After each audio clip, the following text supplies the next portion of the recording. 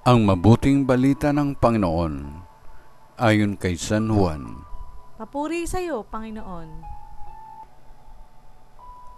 Noong panahong iyon, sinabi ni Jesus sa kanyang mga alagad, "Ako ang tunay na puno ng ubas, at ang aking Ama ang tagapag-alaga. Pinuputol niya ang bawat sangang hindi namumunga, at kanya namang pinuputulan, at nililinis ang bawat sangang namumunga upang lalong dumami ang bunga. Nalinis na kayo sa pamagitan ng salitang sinabi ko sa inyo. Manatili kayo sa akin, at mananatili ako sa inyo. Hindi makapamumunga ang sangang hindi nananatiling nakakabit sa puno.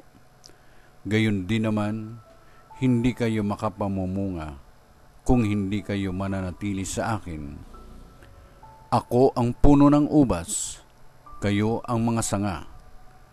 Ang nananatili sa akin at ako sa kanya, ang siyang namumunga ng sagana, sapagkat wala kayong magagawa kung kayo'y hiwalay sa akin. Ang hindi nananatili sa akin ay itatapon at matutuyo, gaya ng sanga. Ang gayong mga sanga ay titipunin at susunugin.